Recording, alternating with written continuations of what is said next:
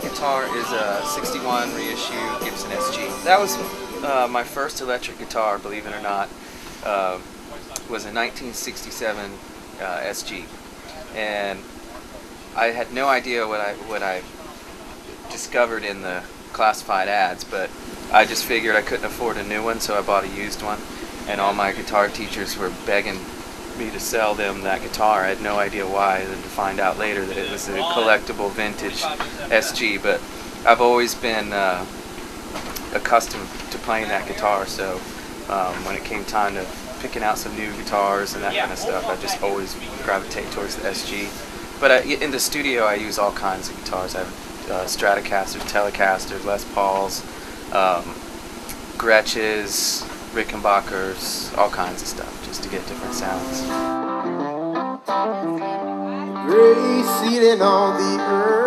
My original guitar, I still have it, the 67 SG, but I saw it take one too many nosedives on stage, so I pulled that off the road. You know, I've seen them fall out of the stands before. Someone trips over a chord.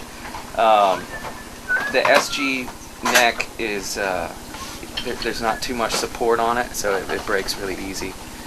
But we don't jump around too much, so we're safe there, yeah. I use a Matchless DC-30.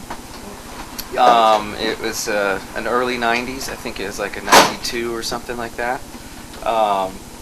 And I'm a tone chaser, so I'm constantly trying new amps, and it's just an amp. It's just, I keep going back to it. It's like, it's not perfect, but it's kind of like a comfortable pair of jeans or something, you know. We have set carts where we put our amps in this big cart, and they just wheel it off the back of the trailer right on stage, plug the stuff in, it's ready to go. So it doesn't make any difference, so it's all about the tone as far as you're concerned. Yes, definitely. And I went out with the Marshall half-stack Silver Jubilee for a while, which is a great amp. It's just, it's a little loud, and our sound man already hates me, so I went from 100 watts back down to 30. But and we baffle the amps too. We have them mic'd up inside a baffle, so try to keep the stage volume low. Now, what are the differences? I know you play. I'm looking at your tour schedule. You play a lot of different sorts of shows. And this one, outside, not in they put the stage up, obviously. I mean, how does that change what you're doing? Does it change anything with how you approach it as a guitarist? Not really? No. I mean, the only difference is that every once in a while, if we're in a on a huge outdoor stage, we can put the volume where it needs to be. A lot of times when we're playing clubs with with the sound bouncing around and stuff, we have to come down with the stage volume. But that's usually about it. What about pedals? Anything? Pedals I use, it was pretty straight up. I have a Boss tremolo pedal, a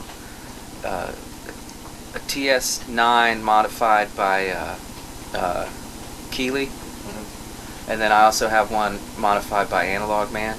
So I have two tube screamers, and then a